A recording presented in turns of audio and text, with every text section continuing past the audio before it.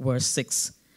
If there is any verse in the Bible which is highlighted by most people and highlighted often and often again, it is this one verse, that is Philippians chapter 4, verse 6, and which we all know, and perhaps some of you know by heart. What is that? Philippians chapter 4, verse 6. Finally, it says, Philippians chapter 4, verse 6, do not be anxious about anything, but in everything by prayer and supplication with thanksgiving, let your requests be made known to God. Do not be anxious about anything, but in prayer and with petition and supplication, make your requests known to God. Why it is most popular verse in the Bible, or which is highlighted, which people want to remind them against, because anxiety is a real problem.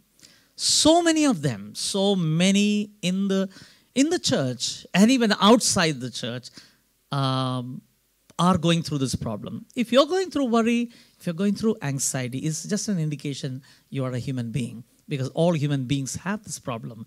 But you are not just a human being, you are a disciple of the Lord Jesus Christ. You are a believer. You are a Christian. You know the Lord Jesus Christ. So you must learn how to handle anxiety, how to handle worry. I'm sure you are not listening this for the first time. Reminders are very good. When something is said over and over again, you really can understand that very well. I know I'm repeating many things, but I want to repeat that again and again to you, so that one, it helps me when I'm saying this. It helps me when I'm sharing these things to you, but also it might help you. I believe if your heart is open, if your mind is open. So anxiety, don't think it is it is something weird about you. No, it is human to get anxious. But I'm saying you got to learn how to handle this. Because worry is a sin. Because Jesus says, do not worry. And when you do that, it is in the same line when he says, do not commit adultery, do not commit fornication, do not lie, do not covet what belongs to others. In the same line he says, do not worry. That means it is also a serious sin, as equal as committing a crime. Sometimes we boast about worrying. We tell others, no, I worry about this, I worry about my family, I worry about my children, I worry about their future. We really boast. Do you boast about, I commit adultery, I lie, I steal? Do you do that? No. You don't do that. The reason is because we have taken that very lightly. No. Let's understand how the Bible speaks about it and how Jesus speaks about it. Jesus says you don't have to worry about it. Anything. And Paul says it more clearly over there, that don't worry about anything. Jesus also said in John chapter 14 verse 1, what did he say to his disciples? Let not your, yes? Are you all here? Let not your hearts be. That's what he's saying. Don't be anxious. I'm going, but don't get anxious about it. Don't be worried. What did he say? Believe. Trust. That's the antidote. For every worry, for every anxiety, that's the solution. Believe in God. Trust in God. Don't be anxious about anything. Anxiety and concern is two different things. We can have a concern, but anxiety is totally different. Anxiety is more negative. Concern can be more positive. Concern is out of love, out of a burden. And concern will lead you to help others, to serve others, to bring solution, to bring conflict solutions. Concern. I'm concerned about this. But anxiety, when you have anxiety, it is not just a burden, it is actually rips you apart. It breaks you so much.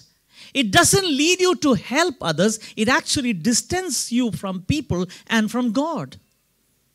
That's how anxiety and concern is different. Paul has said in 2 Corinthians 11:28, he says, I am concerned about the churches. That's a concern he is saying. A part of him is so burdened.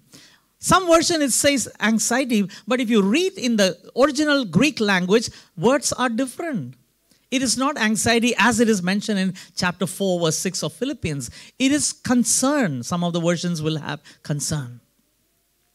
It's talking about not to be concerned about this thing. Was Jesus concerned? Yes. Matthew chapter 9, when he saw the multitudes, he said, I was compassionate. He was so compassionate, so concerned. What was his concern? They were sheep without shepherd. He was concerned.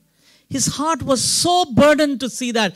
So you can have a concern, that's one thing, but concern should lead you to help. Concern should lead you to minister. Concern should lead you to look into that thing which you are concerned about.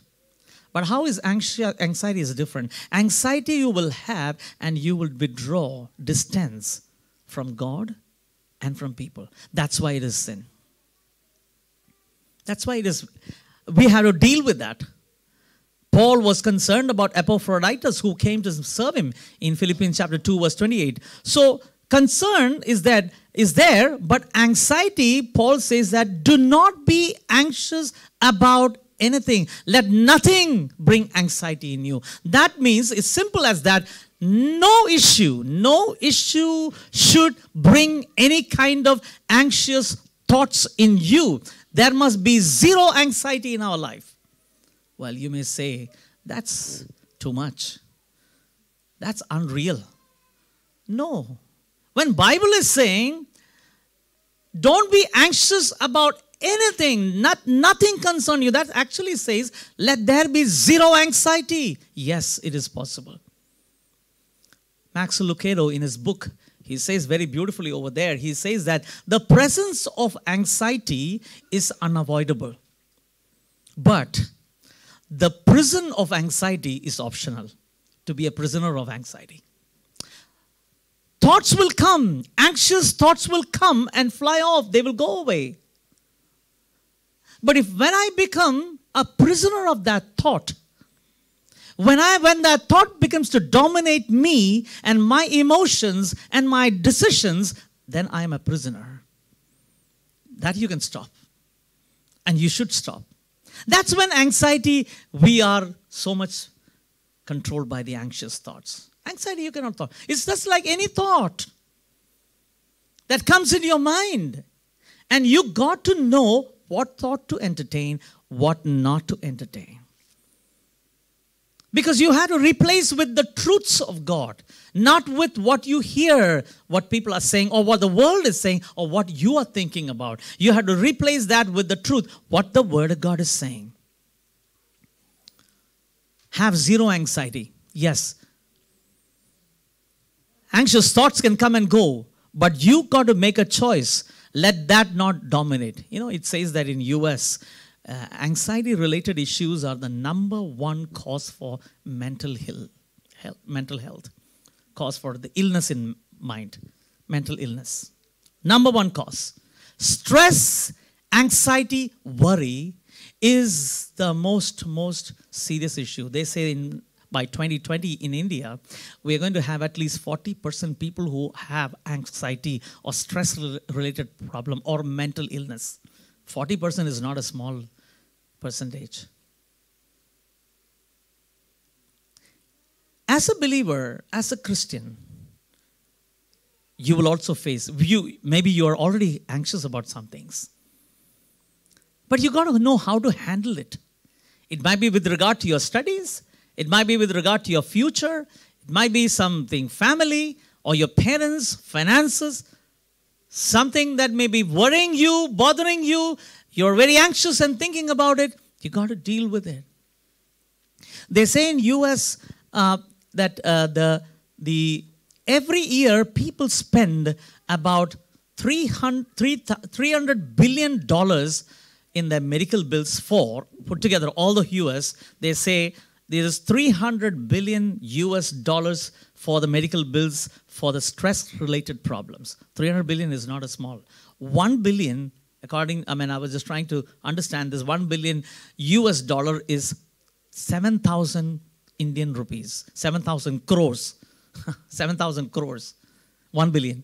And you can calculate that, understand how much is 300 billion actually. That's a huge amount. Means people spend a lot of, because that issue is real issue. It's a big issue. They are anxious about so many things. And young as 10th class students, 8th class students, or 12th standard in the college, they are anxious about so many things. You don't have to be a married person. Some people may think when you're married, that's when you're anxious. No, you just have to be young as the 10th standard or 12th standard or college going, they're anxious about so many things. Issues which are not at all an issue. Just the news of anxiety can bring a lot of anxiety within us. All these statistics, when you hear, probably that itself is bringing so much of anxiety in you. Some people have another kind of problem. When they see someone who is not anxious at all, is very cool, quiet, composed, and calm, they are very anxious about seeing that person. Arey, how come you are so quiet? And they are anxious, it multiplied in them. When they see a cool guy like Sorrow, how come, man, you don't have any worries? Well, somebody else is anxious back there. Sorry? Oh, you don't have any. Come on, how can you be that? Yeah. Just not to be anxious does not mean not to be responsible. You're responsible also. But you don't have to take things in your hands. See, when we want to take things in our hands, and when you think that it must go in my way, and when it does not happen in your way, that's when you become anxious. No, you got to leave it into God's hand. And how do we know we trust God? What is not trust? Let me first tell, and then we will quickly go into what is trusting God. So the antidote for anxiety and worry is trust God. Jesus says to this ruler of synagogue who came after him to ask Jesus Christ, Lord, my daughter is sick. Please come home and pray for her. Please lay hands. I don't remember, where is that? Mark chapter 4 or 5 something. He said, please lay your hands and then pray for her. Yes, Jesus goes along with him. But on the way, he heals a woman who had these 12 years of issue of blood. He heals. And this man was there. But after healing this woman, and he goes further towards his house, people come from his house with the news. What is the news? Don't bother the master. Your daughter is already dead. Don't bother. Don't tell him to come. He was very anxious. When he has decided to come, no matter what news you hear from people, you must know very well he's there with you. You just have to trust. That may take some time for you to see his glory, but you got to continue to trust him. The problem is we get so caught up with what people are saying, with rumors, and with all the things that people are saying around us. It may be a truth, it may be a fact, but the truth is the Lord is with you. When he has said, I am coming to your house, you just have to know that. So where is our trust? Trust is not having a backup plan. First of all, let us understand that. Trust is not having plan B. What if this is fail? What if this fails? Lord, I trust in you for the future of my children. Lord, I trust in you for my finances. Lord, I trust in you for my education, for my studies, Lord. Yes, I trust in you. But do you have a backup plan too? What if it does not happen? Well, that's not trust, let me tell you. That's not trust.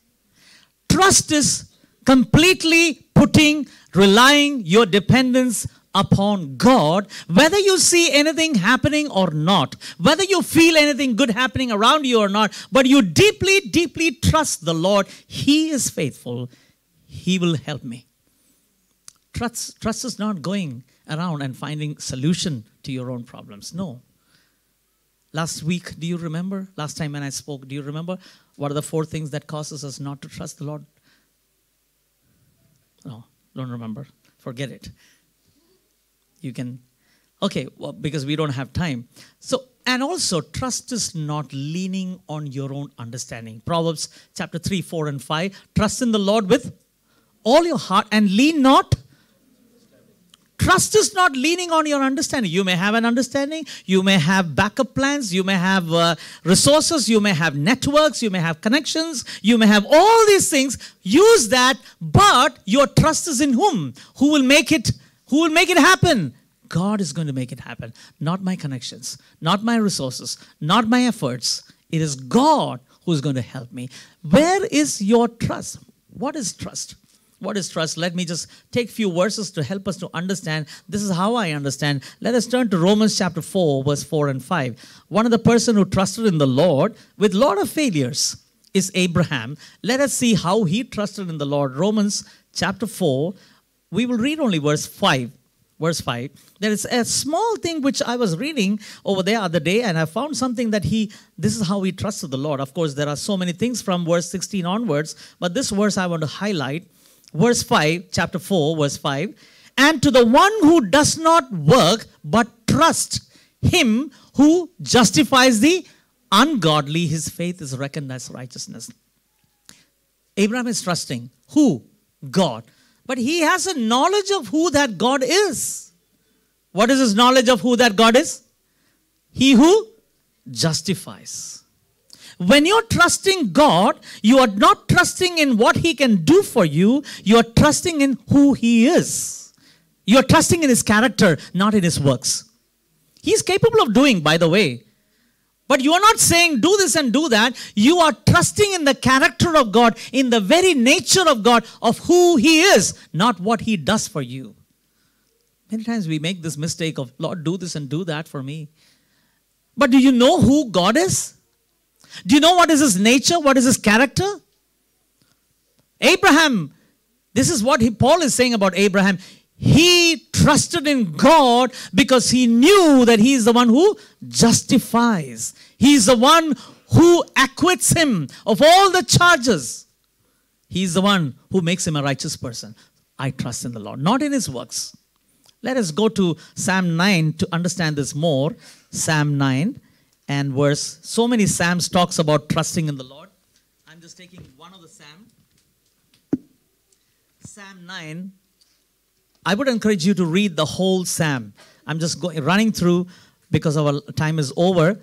Whole Psalm tells about this is why he trusts the Lord. There are 20 verses in the Psalm. Right in the middle of that Psalm, he gives the core of his why is he trusting the Lord, or how is he trusting the Lord. Right in the middle of that, verse 10. Somebody read it a little loudly. Sorry, verse 10. Verse 10. That's verse 9. Verse 10 says, and those who know your name. That's verse, okay, in my version, it's ESV, it is 10th verse, sorry. Those who know your name, put there, see that, those who know your name. Name is not a title for a Jew. Name is the nature, the character of that person. Jacob, it's not a title. It's not an identity, ID mark for him. It is actually his character, Jacob the deceiver. Like that, every name.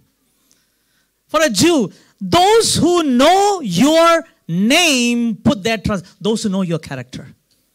Those who know who God is. So for you to grow in your trust in God, what are you supposed to be doing? You must know who God is. You must have an intimate relationship with God. You must build your personal relationship with God on a day-to-day basis. Then you will know who he is. You will know that he is your healer. You will know that he is your deliverer. You will know that he is a faithful one. These are words sometimes you hear from the pulpit, but the question is, do you experience that? Do you know him as that or not? Somebody may testify from here, I know that God has delivered me from all my problems because I trusted in the Lord. I know that he worked for me because I know that he is. That person is saying, I know him personally. And to know, it takes some time. It is not something that happens instantly. It takes sometimes years for us to know who God is. As we build our personal relationship with God, with all our problems, with all our trials and sufferings or sickness that we are going through, you are building your intimacy with the Lord, then you will know God. That's what Psalmist is saying. The Lord is the stronghold for and those who know your name put their trust in you. Do you know his name? Do you know him intimately like that? Then definitely you can trust the Lord. You can actually believe in the Lord.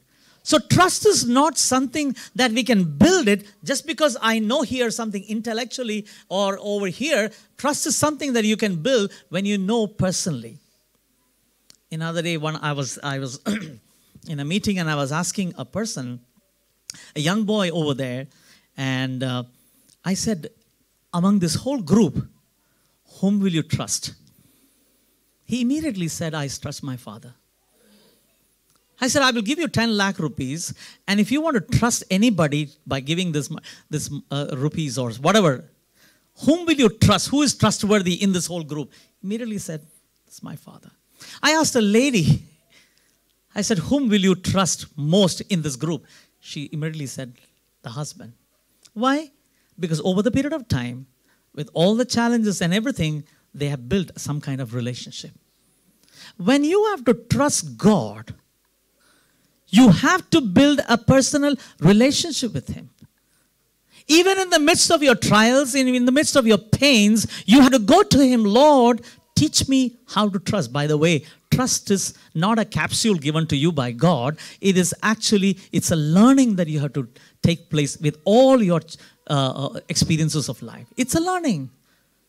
Trust. You got to learn to trust the Lord. And it's an act of your mind. It's a will of your mind, sorry. It's a will of your mind. It's a decision of your mind. You are saying, Lord, I trust in you. I don't see anything happening around me. Lord, I want to trust in you. It's something that you got to build up in your own life. Let me just finish off with saying, when you trust the Lord, what are some of the things that can come to you? When you're trusting the Lord, what are some results? Isaiah chapter 26, verse 3. It's not in the Bible? You will keep in perfect peace. Yes. Whose minds are steadfast Yeah. because they trust in you.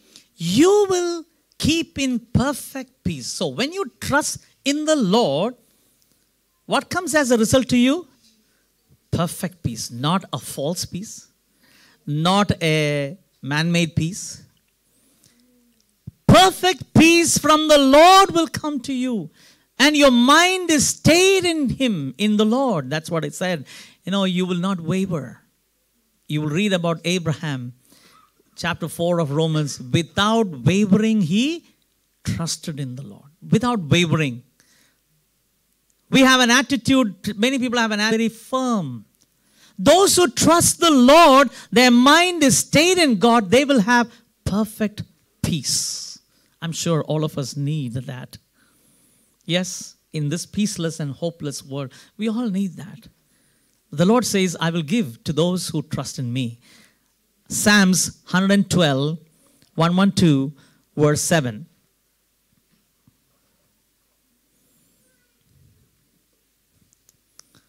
He is not afraid of evil tidings. His heart is firm, trusting in the Lord. His heart is firm. Bad news will come. Yes. When you trust the Lord, that does not insulate you from problems, by the way. When you are hoping in the Lord, when you're trusting in the Lord, it is not a guarantee that you will not have problems and trials. You will have problems, but you are not going to be shaken away. You are not going to be shackled by the problems. No, you are going to trust in the Lord. He is not afraid of evil tidings. Maybe, I don't know, this year, some bad news might come to any one of us. Maybe it has already come to you. Even as the year began. We don't know. Something can happen. But when your trust is in God, when you have made God as your trust, your heart is firm. Your heart is stable. Your heart is steadfast. You are not moved because you trust in the Lord. Psalm 26 verse 1.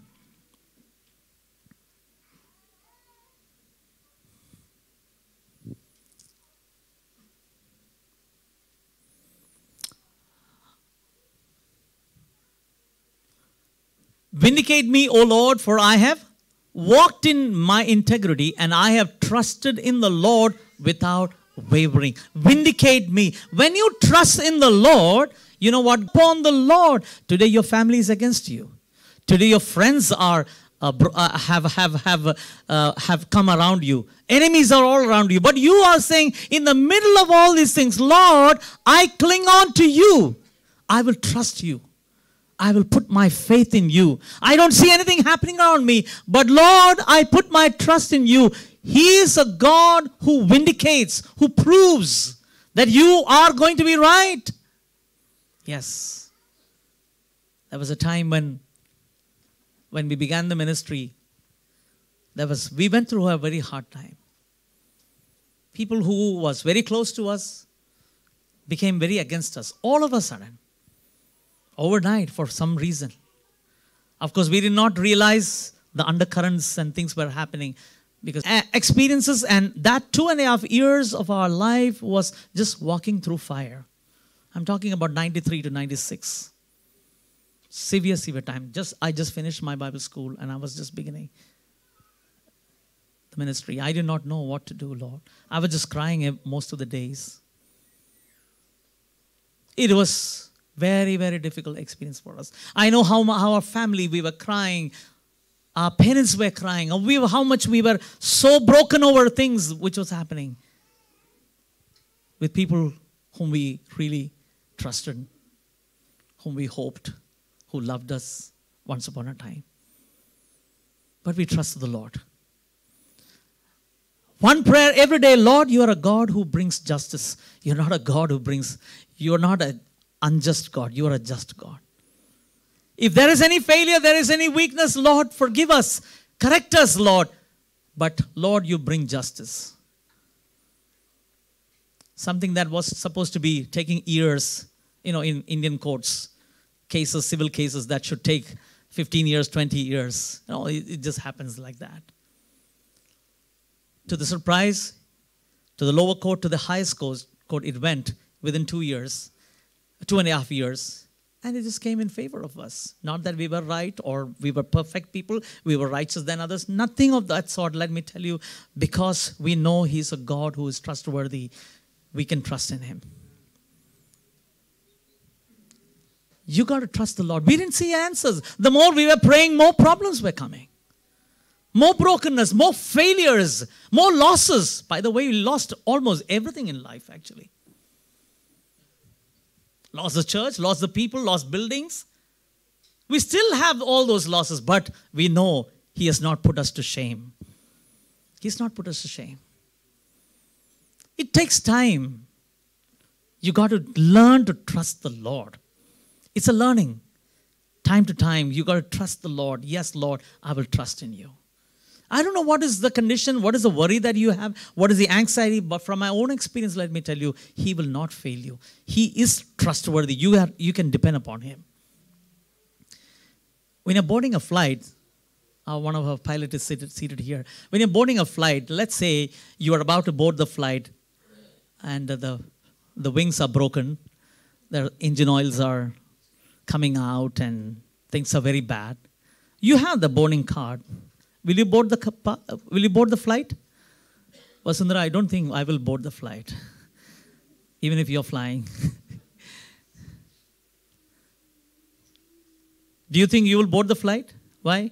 It is not dependable. You have the boarding card. You have paid for the ticket. You will not board the flight. Why?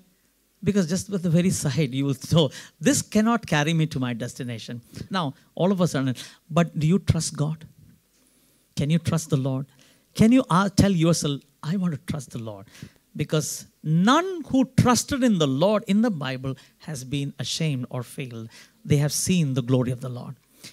In their lifetime or after their lifetime, God has been faithful to them.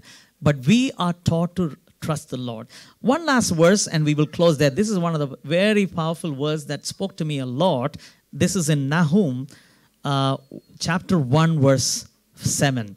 Nahum chapter 1 verse 7. If you have find difficulty to find out Nahum, this is Jonah, Micah, Nahum, Habakkuk, yes.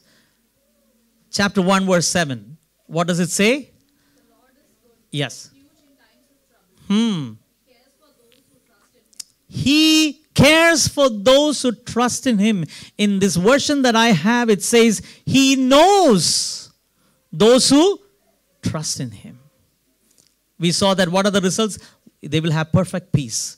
2, they will have, their mind is steadfast in the Lord.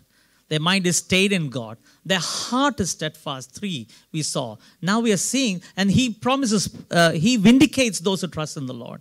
He promises stability to those who trust in the Lord. But now this one is very, very powerful, which I think so. It says over here, those who trust in the Lord, he knows them. God knows them. Wow. If I say that I know Prime Minister Modi or Rahul Gandhi, if I say, it is not a very big issue. I can claim that. But if Rahul Gandhi is saying that I know this guy, let's say a group of people is standing and he will say, hey Sam, come over here. I know him. It makes a lot of difference. When a higher person is saying that I know him, it makes a lot of difference. This afternoon I want to ask you, are you known by God? Does God say that I know her? I know him. Why? Because she trusts me. He trusts me. He puts his hope in me. You know, one day is coming. Matthew 25, we see this verse, 10 virgins. The 5 virgins who could not make it on time, and they come and knock at the door. And what is the answer from the inside? The groom is answering. They are saying, open the door. We are here to meet with you. What is the voice from inside? I don't know you. Why? Because you are not learned to trust in me. You trusted in yourself. You trusted in your resources. You trusted in people. You trusted in your education. You trusted in your bank balance. You trusted in. I don't know you. You never trusted in me. That's a terrible statement. Matthew chapter 7, Jesus says that, I think 21 onwards, he says, it is not those who call me Lord, Lord will enter into my kingdom, but those who does the will of my Father. On that day, he says, on that day, the day of judgment, many will come and say, Lord, we cast out demons. We healed so many people. We did that. We did that. What did Jesus say? I never knew you. I never knew you. See that? He says, depart from me, you evildoers. You did so many things, but you never trusted me. And Nahum says that very beautifully. He says that those who trust the Lord, he will know them.